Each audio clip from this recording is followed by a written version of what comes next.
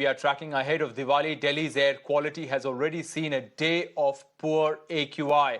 Now, Delhi government has already put a ban on green firecrackers and has launched a 15-point action plan to tackle pollution, the winter air pollution. But the annual exercise of stubble burning has commenced and Delhi is likely to be choked once again. Research reveals a startling accelerated pace of stubble burning, which may have hazardous impact in the national capital region. Stubble burning is being reported from Punjab, from Haryana, from Uttar Pradesh. In fact, in just first 2 days of October, Punjab has recorded over 100 fires, small and big fires. That's according to a report. Haryana and Uttar Pradesh have also seen stubble burning that have commenced there in those states as well.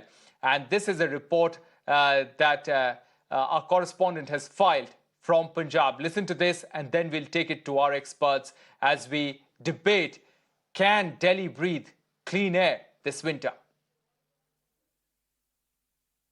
तस्वीरें दिखा देते हैं क्योंकि किसानों का ये कहना है कि यहाँ पे जो स्टबल बर्निंग है वो उनकी मजबूरी है। जैसे कि किसान ने बड़ा क्लियरली कहा है कि कहीं ना कहीं जो पॉलिसियां बनती हैं, जो भी पॉलिसियां बनती हैं, वो पॉलिसियां दिल्ली से बनती है और दिल्ली से जो पॉलिसियां बनने के कारण वो किसानों की बेसिक मजबूरियां देखते हैं। यहाँ भी हमने देखा कल भगवंत मान किसानों के साथ बैठते हैं और वो जैसे कि ये कह रहे हैं कि आगे उन्होंने आलू की फसल की बिजाई करनी है, उसके लिए उनके पास 15 दिन है और इसलिए उनके पास समा कम होने से इमीडिएटली सरकार को पहले ही इस जो हार्वेस्टिंग सीजन से पहले ही उनको कोई ना कोई समाधान देना चाहिए था, लेकिन इस समय समाधान नहीं। तो क्या मतलब इतनी मजबूरी है कि आपके पास समाधान ही कोई नहीं है? बिल्कुल नहीं है जी। साढ़े पास 10 दिन 15 दिन है, साड़ी आलू का फसल खराब हो रही है, बीज कड्डे पे हैं तो सानू इन्ना खर्चा कर साडे बस का काम नहीं जिमींदार का करना ना। साढ़े पास एडा वड्डे ट्रैक्टर है बई असीं इहनूं संभाल कर लिया 65 हॉर्स पावर ते उपर मशीनरी चाहिदी है। जे इहनूं कोई ना कोई इहदा मसला हल करना, सरकारां नूं घट ते घट भी 5000 रुपया मार्जा जिमींदार नूं देवांगे तां इहदा कोई मसला हल हो जू। जिमींदार 16 लाख रुपया ला के ਤਾਂ ਇਹਦਾ ਕੋਈ ਮਸ਼ੀਨਰੀ ਗਵਰਨਮੈਂਟ ਦੀ ਲੈਣਗੇ ਜਿਹੜੀ ਸਬਸਿਡੀ ਦੇ ਰਹੇ, ਨਹੀਂ ਕਿਸੇ ਜ਼ਿਮੀਂਦਾਰ ਨੂੰ ਇਹਦਾ ਕੋਈ ਲਾਭ ਨਹੀਂ।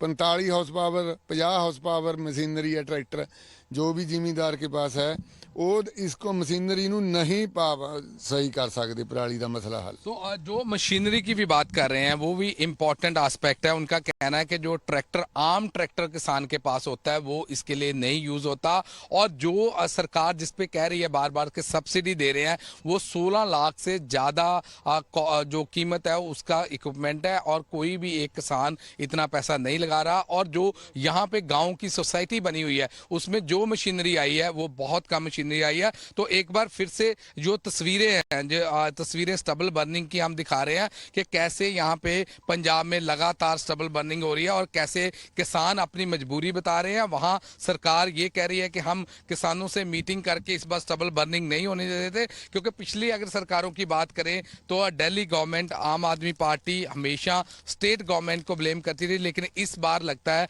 कि स्टेट गवर्नमेंट, क्योंकि यहाँ भी आम आदमी पार्टी की सरकार है, दिल्ली में भी आम आदमी पार्टी की सरकार है, तो कहीं ना कहीं मसले का हल हो सकता है। लेकिन किसानों का ये बिल्कुल कहना है कि हमारी ये मजबूरी है, क्योंकि हमारी इस मजबूरी में ना तो सरकार ने कोई उनको सहायता दी है और ना ही वो किसी गांव लेवल पे सहायता ले रहे हैं। All right, let's take this to our experts. Joining us this afternoon, Vimlendu Jha, environmentalist, and Avikal Somvanshi, program manager, Clean Air Campaign at the CSE. Thanks very much, gentlemen, for speaking to us this afternoon. Vimlendu Jha, let me come to you first. You heard that report that there is farm fire that's happening in Punjab, in Haryana, in Uttar Pradesh. That pollutants are going to come and pollute Delhi's air. The question is, despite all the measures that have been taken, will Delhi be able to breathe clean air this winter? First of all, Rohit, I think we need to understand that when we say despite several measures that's been taken, the reality is that there's no measure that has actually been taken either by the respective state governments of Punjab or Delhi and Haryana or by the central government in the sense. So when there's no action, when there's complete denial, when there's completely, sleeping over this issue till the month of October, year after year, or indeed what you'll find is that the farmers don't have a choice but to really burn the stubble, because the onus of environmentalism or clean air cannot be put on squarely on the farmers who are anyway going through a different kind, of this stressful situation. So I think it was Yes. high time that both Punjab government, Delhi government, as well as the central government thought of a plan that perhaps had a buy-in from the local farmers and should have actually found a solution. So right now, if there's an element of surprise and a shock, it's very, very unfortunate, because we knew it.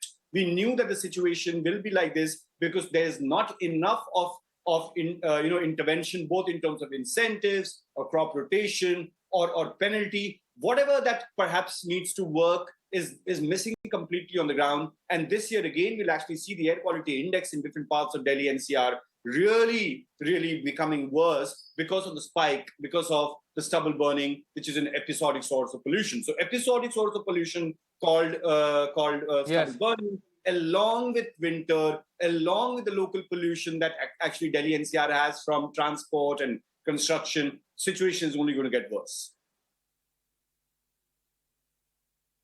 Okay, you're painting a grim picture there, Vimlenduja. We'll analyze that in a little more detail. Avikal Somanshi, let me come to you. The farmers there are saying we have no alternative. The government makes the policy in Delhi. Nothing, no help comes to us on the ground. We have to go for the next sowing season. So what do? We have no options.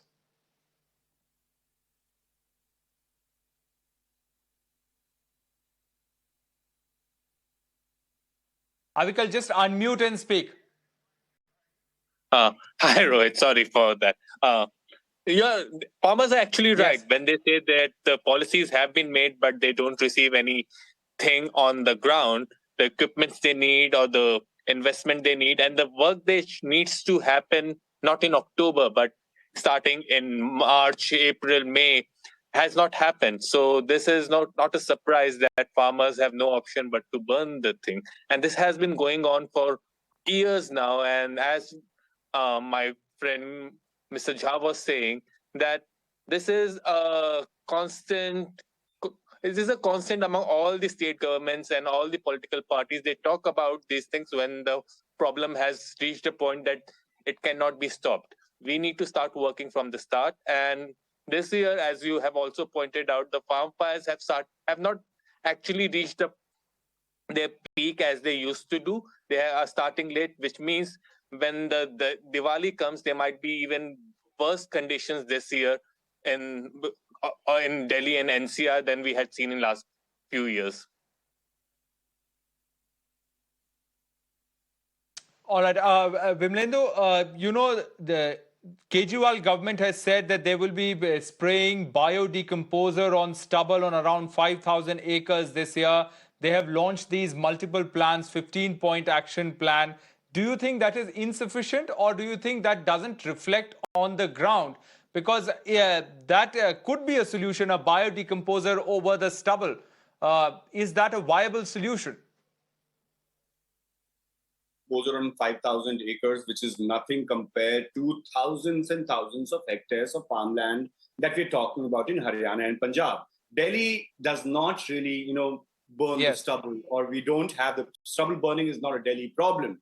And therefore, for Kejriwal to really spray it in Delhi, around Delhi, doesn't really make a difference, because the idea is to really do this, beat the biodecomposer or any other incentive, or perhaps stopping stubble completely. And that can only be possible when the agricultural practice, the crop that they grow, there's crop rotation, and there's variety, or there's perhaps some sort of a shift that the farmers need to get into. So I don't think that's the thing. And the other is that this entire 15-point agenda, or the announcement that the Delhi government made, as in banning burning of waste, as in that should be banned 365 days a year. We're talking about public transport. Where is the public transport? We're talking about Delhi. Every hour, 3 trees are being chopped in Delhi. So, it's too little, too late. It's a lot of headline management rather than actual work on the ground. Because if you really have the political intent and political will to clean Delhi's air, you will do this 365 days rather than in the week of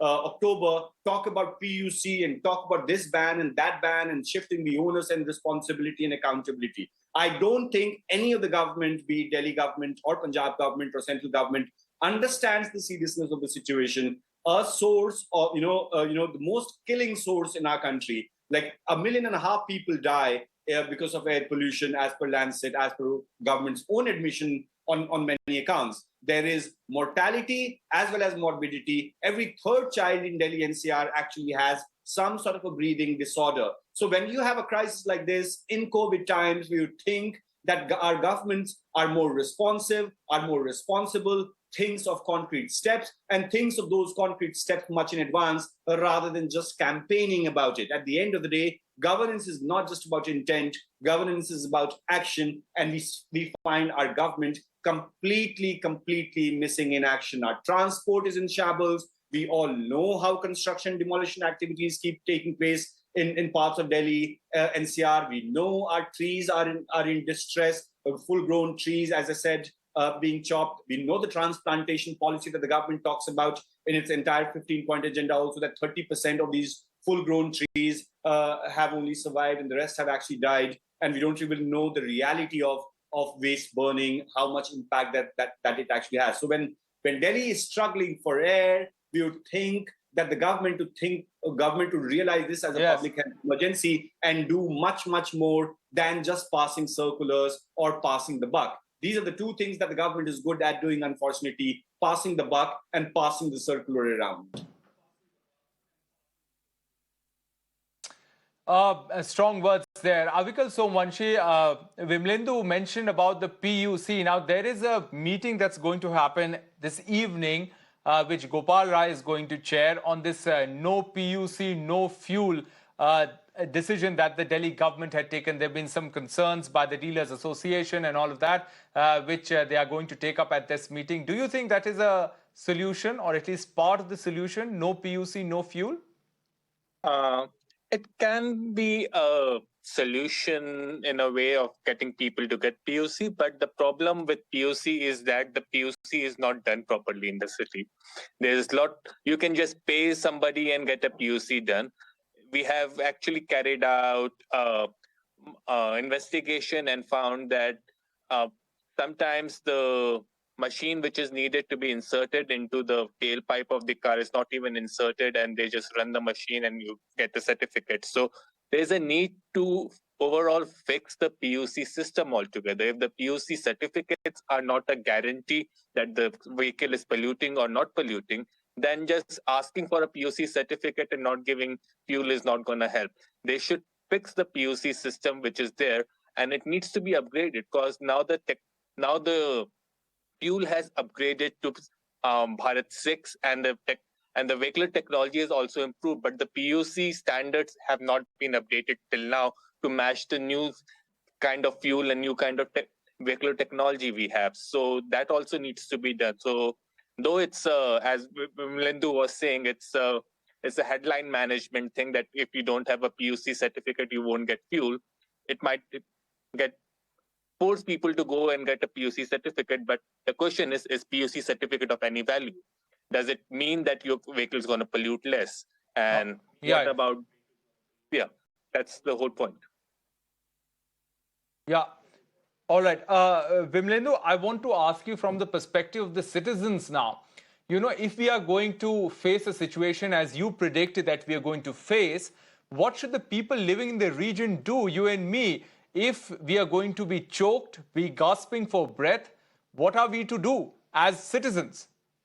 So Rohit, I think people like you and me still perhaps have some sort of an agency, in the sense you and I can perhaps buy an air purifier, perhaps can choose to work from home, or perhaps have the ability and resource to flee the city and perhaps go to Goa or to the mountains. But my concern is not people like you and I who can say in some way or the other, either avert the situation, handle the situation, or pay for the healthcare if unfortunate need be. My concern is the majority of the country, or majority of Delhi NCR, that doesn't have resources. The poorest of the poor don't have the luxury of working from home, live in extremely exposed conditions, and also don't have agency to really pay for their healthcare. And mostly the children, elderly, and pregnant women. Imagine in many, many ways, yes, air pollution affects everybody, rich and poor, but air pollution affects the poor the more. Air pollution affects the elderly and the children the more. And, the thing is that we are supposed to be a science-based, data-driven society. There's enough data that we have for years together for the government to wake up and do the needful. Imagine cities shut down when the air quality index is around 200. Last week, air quality index in several parts of Delhi, especially in Anand Vihar area, was 500, and still we did not really see any sort of an action. The only good air day that this 2022 had was on September 16th. Why? Not because government did a lot, but because of the rain. So imagine that air needs to be taken care of. Air is linked not just to a good environment, but also to good health. We need to really invest, put the buck in this. Our chief ministers have completely been missing. Rather than prioritizing the next electoral win, wish they would have prioritized the next life lost or saved because of air pollution, the future of our children. And I feel really bad that, maybe we can actually treat ourselves or protect ourselves a little bit from air pollution, but no air purifier. Private solution to public problem is not a solution. Vimlendu, so if we are in a situation right now, as you say, that we are in a grim situation at the moment, what are the short-term immediate measures that the government can take to, arrest the problem, to stop it from worsening? Is there anything that the government can do right now? Absolutely.